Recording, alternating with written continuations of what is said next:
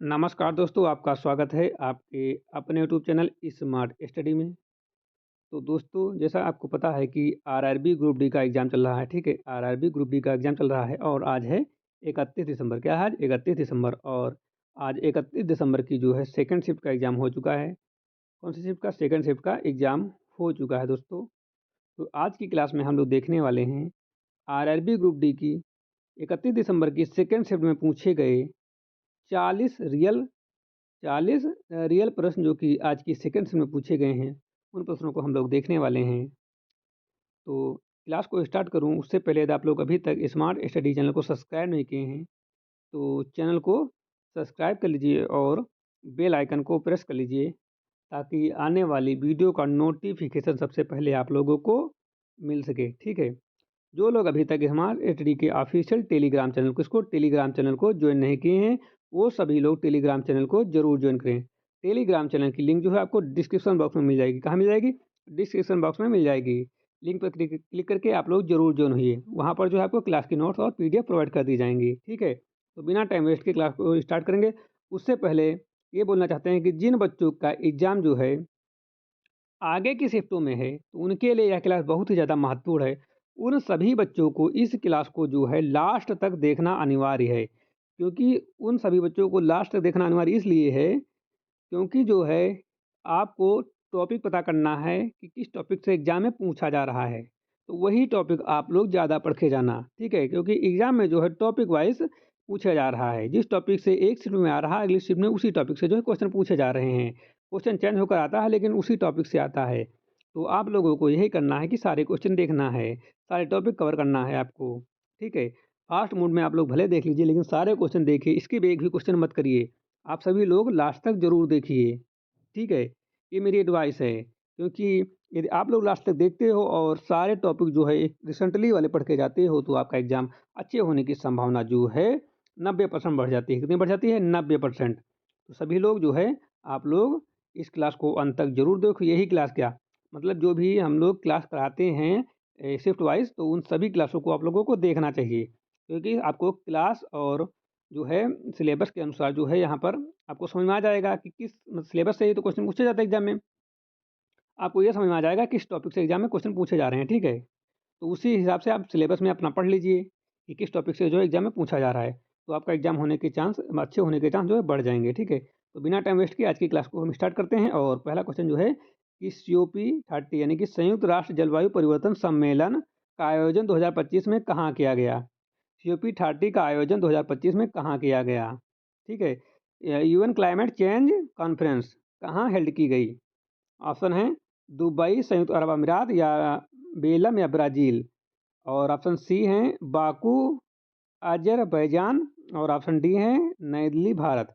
तो COP30 यानी कि यूएन क्लाइमेट चेंज कॉन्फ्रेंस जो हेल्ड हुई थी, वो हुई थी कहाँ हुई थी? ब्राज़ील में, ब्राज़ील के बेलम में। यदि आप आपसे डेट पूछे तो आपको बताना है 10 से 21 नवंबर के बीच आयोजित की गई थी, ठीक है? 10 नवंबर से 21 नवंबर के बीच आयोजित की गई थी। कहाँ आयोजित की गई थी?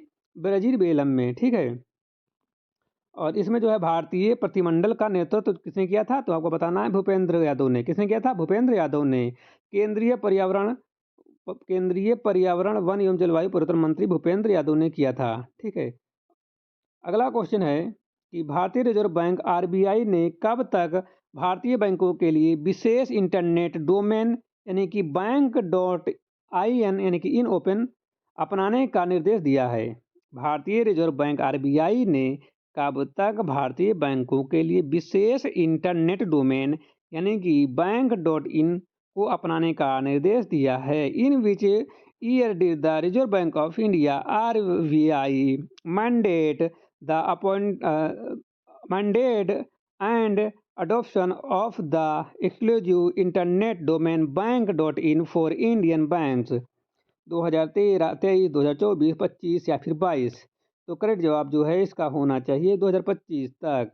इसकी डेट जो रखी गई है 31 अक्टूबर 2025 तक रखी गई थी, ठीक है? भारतीय रिजर्व बैंक आरबीआई ने जो सभी बैंकों को 31 अक्टूबर 2025 तक अपने इंटरनेट डोमेन का विशेष बैंक डॉट इन में बदलने का निर्देश दिया था। लास्ट डेट थी 31 अक्टूबर 2025 जो कि बीत चुकी है। अगला क्वेश्चन है मतलब इसी का फैक्ट है कि इसका उद्देश्य क्या है, पर्पस क्या था। पर्पस इसका था फिशिंग और वित्तीय धोखाधड़ी से लड़ना था। क्या था? फिशिंग और वित्तीय धोखाधड़ी से लड़ना था तथा ग्राहकों को डिजिटल बैंकिंग में विश्वास विश्वास बढ़ाया जा सके। और इसका जो कार्यान्वयन कार्यान्वयन जो था national international exchange of India यानी कि निक्सी और बैंकिंग प्रौद्योगिकी विकास एवं अनुसंधान संस्थान IDRBT के माध्यम से किया जा रहा है। और प्रारंभ इसका लॉन्च कब हुआ था? इसका लॉन्च जो हुआ था ये 7 फरवरी 2025 को हुआ था। कब हुआ था? 7 फरवरी 2025 को किया गया था और अप्रैल 2025 से पंजीकरण जो इसके शुरू हो गए थे। अगला क्वेश्चन है कि 2025 में इंटरमीडिएट रेंज बैलिस्ट मिसाइल अग्नि 5 का सफल परीक्षण किसके द्वारा विकसित और संचालित किया गया? अगस्त 2025 में इंटरमीडिएट रेंज बैलिस्टिक मिसाइल अग्नि 5 का सफल परीक्षण किसके द्वारा विकसित और संचालित किया गया? By whom was successful trial of the intermediate range ballistic missile Agni 5 developed and conducted in August 2025? ISRO, DRDO, HAL या BDL? तो यह मिसाइल भारत के रक्षा अनुसंधान एवं संगठन विकास संगठन यानी DRDO द्वारा स्वदेशी डिजाइन से विकसित की गई थी। तो ऑप्शन नंबर इसका जो सही जवाब है ऑप्शन नंबर बी। और परीक्षण का समय जो है टाइम जो था वो 20 अगस्त 2025 घोषित किया गया था। 20 अगस्त 2025 घोषित किया गया था। स्थान क्या था? उड़ीसा था, उड़ीसा के तट पर। ठीक है। डॉक्टर अब्दुल कलाम द्वारा चांदीपुरम से इसका सफल परीक्षण किया गया था। ठीक है। उड़ीसा के तट पर जो है चांदीपुर है, वहाँ से जो है सफल परीक्षण किया गया था डॉक्टर अब्दुल कलाम द्वीप द्वारा। ठीक है। और तकनीकी विशेष जो फीचर इसके जो थे ये क्या थी? MIRV तकनीक से लैस थी जो इसे एक नई लक्ष्य को भेजने में सक्षम बनाती है। एक नए लक्ष्य को जो है इसे भेजने में सक्षम बनाती है। और मारक क्षमता इसकी रेंज क्या थी? इसकी रेंज थी मिसाइल की मारक क्षमता जो थी वो 5000 किलोमीटर से अधिक थी। कितनी थी? 5000 किलोमीटर से अधिक थी। और इसका उद्देश्य ऑब्जेक्टिव क्या था? इसका उद्देश्य जो था परीक्षण का उद्देश्य मिसाइल की सटीकता, नई नेविगेशन प्रणालियों और लंबी दूरी की मानक क्षमता की पुष्टि करना था। अगला क्वेश्चन है कि एक क्षारीय विलयन पीएच मान का क्या होता है? एक क्षारीय विलयन का पीएच मान क्या होता है? What is the pH value of alkyne solution? PH जो है वो 7 से कम होता है, 7 से अधिक होता है, 7 के बराबर होता है, 0 होता है। तो पीएच स्केल का उपयोग किसी विलयन की अम्लता यानी कि एसिडिटी या क्षारीयता बेसिकली बेसिसिटी को जो है मापने के लिए किया जाता है। इसकी रेंज जो होती है 0 से 14 होती है। कितनी होती है? 0 से 14 तक होती है। क्षारीय विलयन जो होता है क्षारीय विलयन जो होता है जिस विलयन का पीएच मान 7 से अधिक होता है उसे क्षारीय विलयन कहा जाता है, जिसमें हाइड्रोजन आयनों OH की सांद्रता जो है हाइड्रोजन आयनों की सांद्रता से अधिक होती है। ठीक है। पीएच या अम्लीय एसिडिक विलयन को दर्शाता है, जैसे नींबू और रस, जिसका पीएच मान 7 से कम होगा। ठीक है। और जिसका मान 7 के बराबर या उदासीन विलयन को दर्शाता है, जैसे शुद्ध पानी। और जिसका पीएच मान 0 के बराबर होगा अत्यधिक शक्तिशाली होता है। अगला क्वेश्चन है कि मई 2025 में संपन्न हुई EFL चैंपियनशिप 2024-25 सीजन के बाद स्वचालित पदोन्नति यानी कि ऑटोमेटिक प्रमोशन के माध्यम से कौन सी 2 टीमें प्रीमियर लीग 2025-26 के लिए क्वालिफाई करने में सफल रहीं? Following the conclusion of the 2025 EFL championship season in May 2025, which 2 teams successfully qualified for the 2025-26 Premier League by automatic promotion? तो EFL चैंपियनशिप 2024 सीजन के बाद जो है लीड्स यूनाइटेड और बर्नले स्वचालित पदोन्नति के माध्यम से जो प्रीमियर लीग 2025-26 के लिए क्वालिफाई करने में सफल रही हैं। और तीसरी टीम थी जिसने प्ले ऑफ फाइनल में शिफार्ड यूनाइटेड को हराकर प्रीमियर लीग के लिए क्वालिफाई किया। अगला क्वेश्चन है कि IPL 2025 के सीजन के अंत तक टूर्नामेंट के इतिहास में किस खिलाड़ी ने सबसे अधिक अर्धशतक लगाए? IPL 2025 के सीजन के अंत तक टूर्नामेंट के इतिहास में किस खिलाड़ी ने सबसे अधिक अर्धशतक लगाए? शिखर धवन, रोहित शर्मा, डेविड वार्नर या फिर विराट कोहली? तो विराट कोहली ने जो है 15 अप्रैल 2025 तक आईपीएल इतिहास में कुल मिलाकर 1000 चौके और छक्के लगाने की उपलब्धि हासिल करने वाले खिलाड़ी बन गए हैं। 2025 तक उनके नाम जो है 7000 से अधिक रन हैं और वह आईपीएल इतिहास में सबसे अधिक रन बनाने वाले खिलाड़ी भी हैं। अगला क्वेश्चन है, सितंबर 2025 में प्रकाशित हुई बुकर विजेता लेखिका अनिरुद्ध राय के पहले संस्मरण यानी कि मेमोरियल का शीर्षक क्या है? बुकर विजेता लेखिका अनिरुद्ध राय सितंबर 2025 में प्रकाशित होने वाला पहला संस्करण शीर्षक क्या है? ये 4 ऑप्शन दिए हुए थे। तो सितंबर 2025 में जो है अनिरुद्धि राय पहले संस्मरण का शीर्षक Mother Mary comes to me जो उनकी माँ और उनके बचपन के अनुभवों पर आधारित है और 2 सितंबर 2025 को लॉन्च हुआ था। तो 2 सितंबर 2025 को लॉन्च हुआ था। ऑप्शन नंबर सी करेक्ट है, Mother Mary come to me. अगला क्वेश्चन है कि नवंबर 2025 में Belem health action plan BHAP को विश्व स्वास्थ्य संगठन डब्ल्यूएचओ द्वारा किस संस्था सरकार के साथ सीओपी 30 में लॉन्च किया गया? तो नवंबर 2025 में विश्व स्वास्थ्य संगठन डब्ल्यूएचओ संगठन के साथ जो है सीओपी 30 बेलम स्वास्थ्य कार्य योजना बीएचपी का शुभारंभ किया। कब किया? नवंबर 2025 में। नवंबर 2025 में सीओपी के दौरान Belem health action plan BHAP को विश्व स्वास्थ्य संगठन डब्ल्यूएचओ द्वारा ब्राजील सरकार और Pan American health organization PHO के साथ मिलकर जो है लॉन्च किया गया। अगला क्वेश्चन है, कार्बन परमाणुओं का वह अद्वितीय गुण क्या है जिसके कारण वे आपस में जुड़कर लंबी और स्थिर श्रृंखलाएं बनाने में सक्षम होते हैं? कार्बन परमाणुओं का वह अद्वितीय गुण क्या है जिसके कारण वे आपस में जुड़कर लंबी और स्थिर श्रृंखलाएं बनाने में सक्षम होते हैं? ऑप्शन है चतुष्फलकीय ज्योतिर्मयी श्रृंखला या विद्युत ऋणात्मकता या आयनीकरण ऊर्जा। तो कार्बन परमाणुओं का वह अद्वितीय गुण जिसके कारण वे आपस में जुड़कर लंबी और स्थिर श्रृंखलाएं यानी कि चेन्स बनाते हैं और श्रृंखलन कहलाता है, जो उनकी छोटी परमाणु त्रिज्या, उच्च संबंध और 4 संयोजक बंध बनाने की क्षमता चतुष्योजकता के कारण संभव होता है, जिससे कार्बन यौगिकों का विशाल विविधता बनती है। ठीक है, तो इसका सही जवाब है चतुष्फलकीय ज्यामिति। अगला क्वेश्चन है, जनवरी 2025 में वक्फ संपत्तियों के बेहतर संबंध और प्रशासनिक सुधार पर चर्चा करने के लिए वक्फ बोर्ड के क्षेत्रीय बैठक रीजनल मीटिंग कहाँ आयोजित की गई?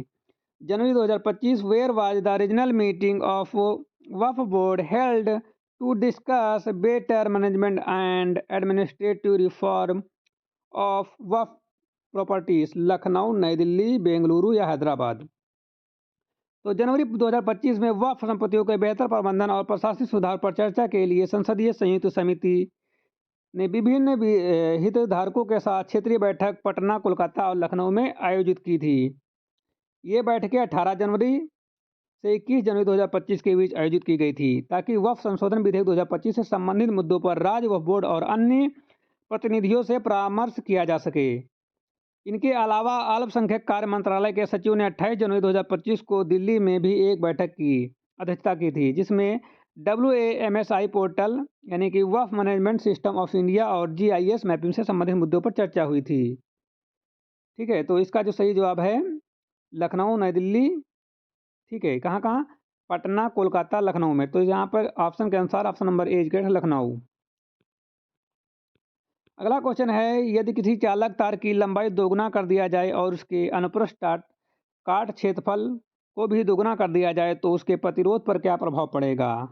तो प्रतिरोध क्या हो जाएगा? निष्कर्ष जो है, चूंकि लंबाई क्षेत्रफल दोनों पर समान अनुपात में वृद्धि हुई है, इसलिए वे एक दूसरे के प्रभाव से नियंत्रण कैंसिल कर देते हैं और प्रतिरोध अपरिवर्तित रहता है। क्या रहता है? अपरिवर्तित, यानी कि वही सेम रहता है, तो कोई परिवर्तन नहीं होगा। ठीक है, तो अपरिवर्तित रहेगा।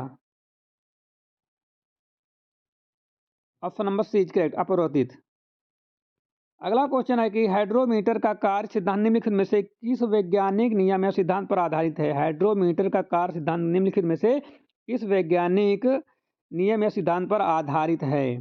पास्कल का नियम, आर्किमिडीज का सिद्धांत या बर्नौली का सिद्धांत या न्यूटन का नियम? तो हाइड्रोमीटर जो है आर्किमिडीज के सिद्धांत और प्लावन नियम, लॉ ऑफ फ्लोटेशन पर कार्य करता है। आर्किमिडीज के सिद्धांत के अनुसार जब कोई वस्तु किसी द्रव में पूरी या आंशिक रूप से डुबाई जाती है तो उस पर ऊपर की ओर एक बल उबाल कर कार्य करता है, जो वस्तु द्वारा हटाए गए द्रव के भार के बराबर होता है।